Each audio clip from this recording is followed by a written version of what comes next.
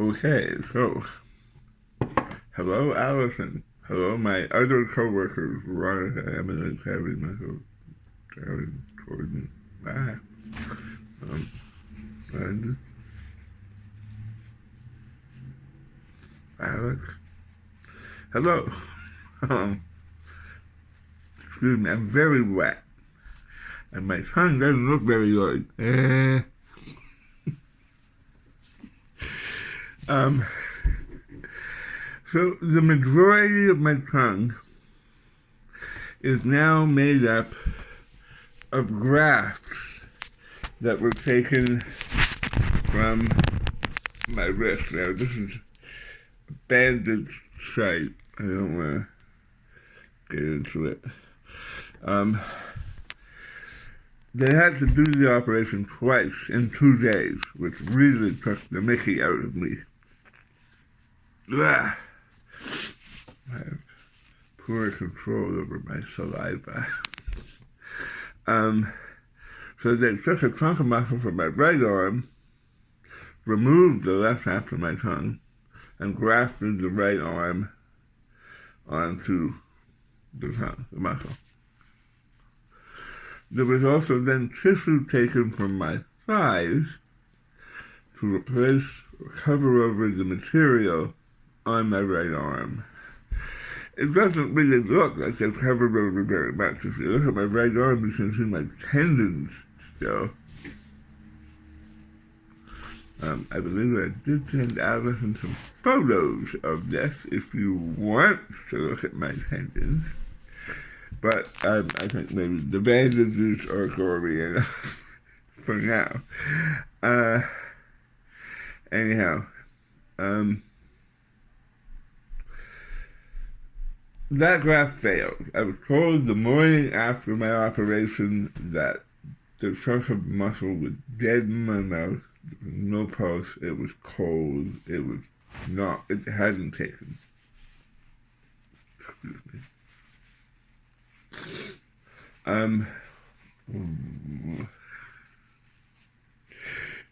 The indignities. So that was the first operation was December 16th. The second operation was December 17th, and they took it from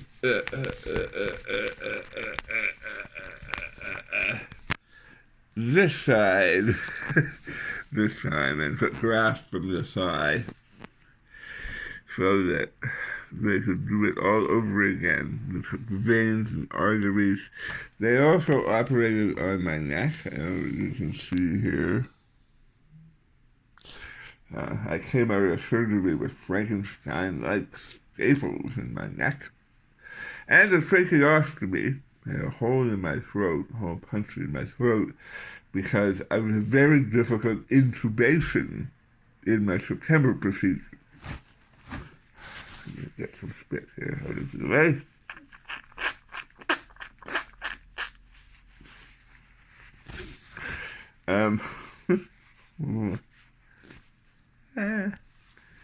You can see stitches in my tongue.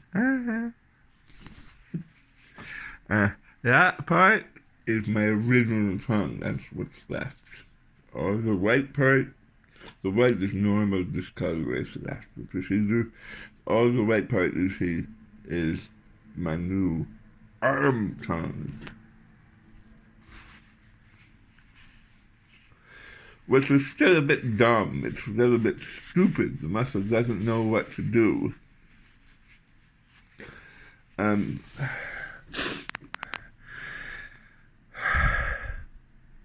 Anyhow, the second operation on December 17th was successful. It really messed up my face, though. I mean, my jaw was propped open for the better part of 2 days because of these two procedures. My lips were pulled apart. They don't quite line up the way they used to. A bit of a Hector Salamanca kind of effect. I don't know if you've seen Breaking Bad, but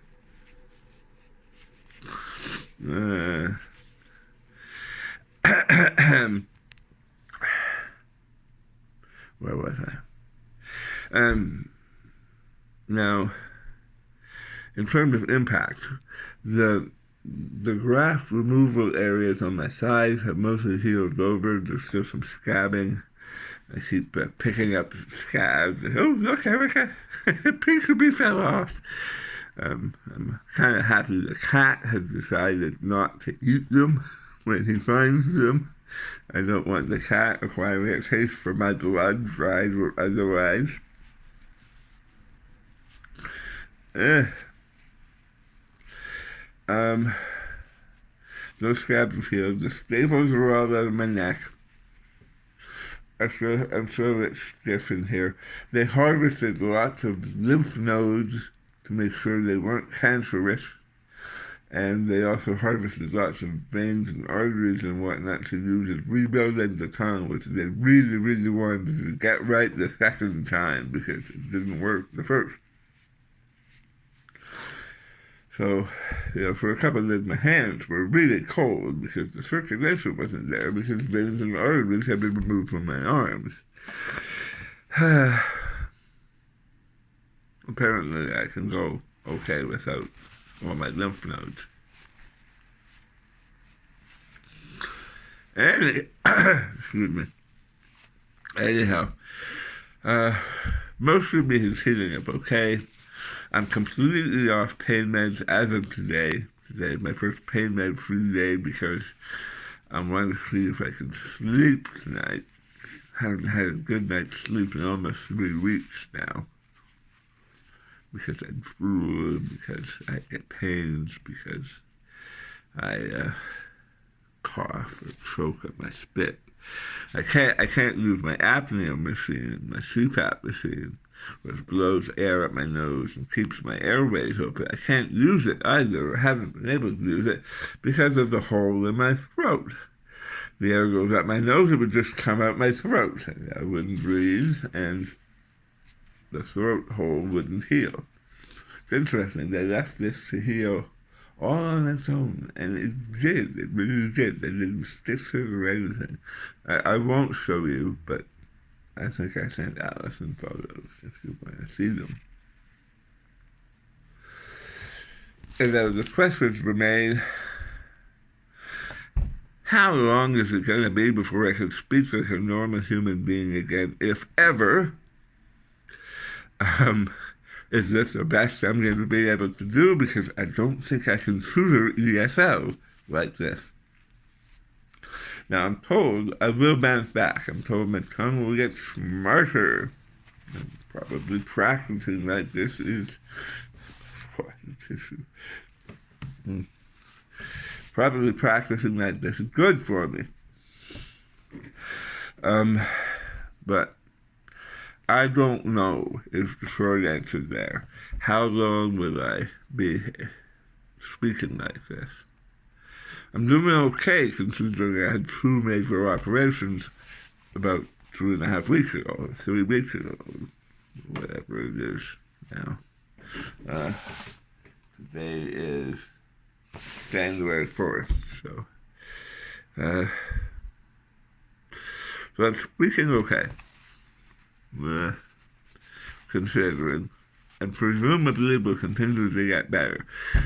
I was speaking like this on September 30th, last operation as well, so it's not like I haven't bounced back before. Of course, I wasn't bouncing back with a chunk of arm in my mouth, so there's elements of the unknown afoot, but I'm told by my surgeons it'll probably get better. That's the last I heard from him, that my speaking voice will be clearer over time. What is less certain, in fact, is the impact on my swallowing, because it is very difficult to swallow. I'm on real Coca-Cola because I need the calories. To give you a little demonstration of my current swallowing technique. Now I can tip it back and go glug, glug, glug, but I'm nervous to do so because what if I miss? Then I'm pouring something into my airway? No, thank you. So I'm trying to be careful. So.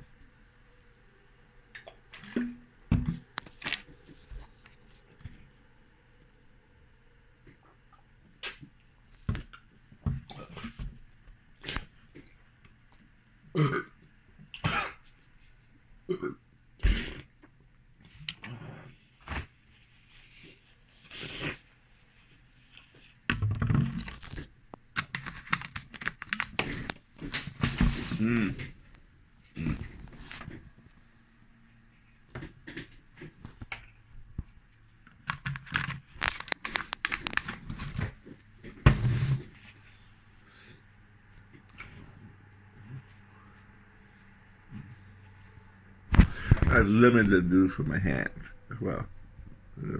Weak because of the muscle being behind. So I can type and I can write. But, swallowing, you saw me do this circular motion. That seems the safest way to get stuff to swirl down the hole, where I treat my whole head like a big brandy snifter, basically. That brandy snifting circular motion method allows me to take pills. Now, I do have pills. I had a UTI as a result of my being catheterized for a couple of weeks in hospital. So, for example,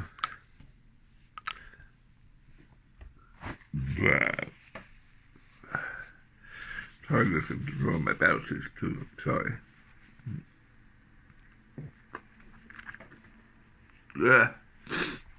For example, if I have to take a UTI med,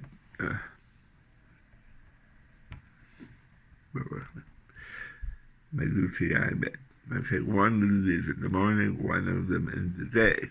I still am peeing like a racehorse. I pee a lot, wake up every hour to pee, but the UTI meds help. So if I'm going to take those, or my Tylenol, or my Synthroid. Synthroid is easy because it doesn't taste bad. You can crush it up and I can drink this. Tums as well. Erica, my wife, has helped me crush up piles of Tums so I can take those with liquid. So I can drink my Tums, drink my Synthroid. You don't want to drink the T3, so, and you sure don't want to drink those, well, you can't drink the fancy yellow and black things. Have a time-release powder and a capsule inside the capsule. With this sort of taking one apart, it wasn't going to work. So with that, I have to place it back on my tongue, hold it there, take the liquid, and hopefully swirl it down the drain. Which is a little tricky, actually. And sometimes the pill gets under my tongue or lodged in the back of my throat. I've had to have Erica reach in with, I don't see her tweezers, but she has some tweezers around.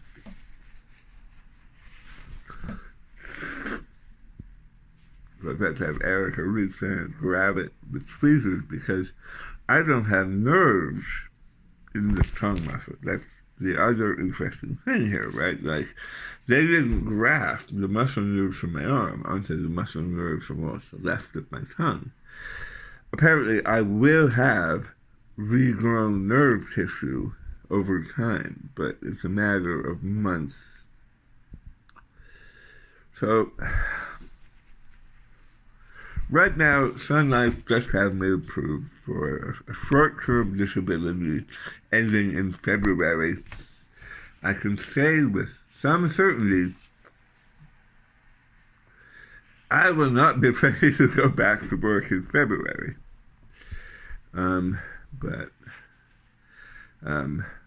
my speaking is improving faster than my swallowing. Without nerves, without my tongue having the ability to create a good solid seal when it needs to, without my tongue knowing what to do, Only a very small portion remembers what to do.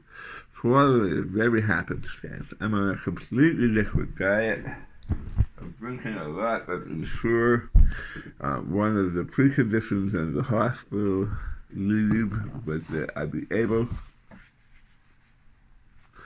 to drink at least 3 Ensure during the day.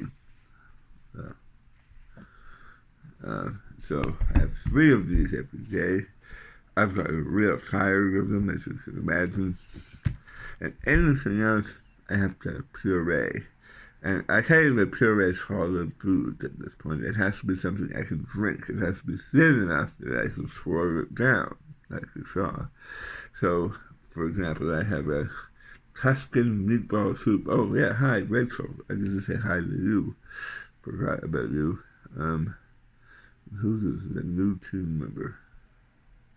I answered to, I forget his name. Doesn't matter. Anyhow, hi. So I made Tuscan meatball soup,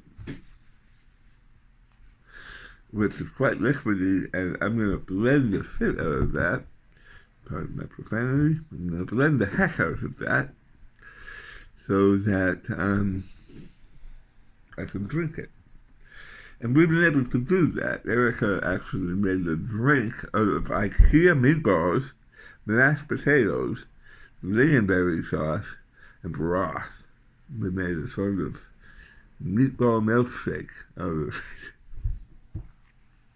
And of course I can drink thin milkshakes and smoothies as well. Erica, who did great, she also made me a cream of broccoli soup that was yummy. And I can have like juices and whatnot. Thin liquids are okay, but thicker things I just don't have the skill to swallow. And there's the rub, really. I'm not sure how I'm going to develop the skill to swallow that stuff when I'm not really practicing swallowing that stuff. I mean, less than 2 weeks after my September procedure, I was having poutine in poutine form, not blender poutine, but poutine. I'm not having that this time. That's not possible. And my power is nearly dead here on my phone, but I wanted to say hello to everyone, say Happy New Year, and let you know how I can speak now. Allison asked, how do you speak? So this is it. Hope you're all doing well. It's been quite the ordeal. I have more wounds I could show you, but I won't. Allison does have some gory photos if you want to see them. Okay, peace. Happy New Year. Hope it's better than mine. Actually, I'm okay. Lots of movies here. Good life.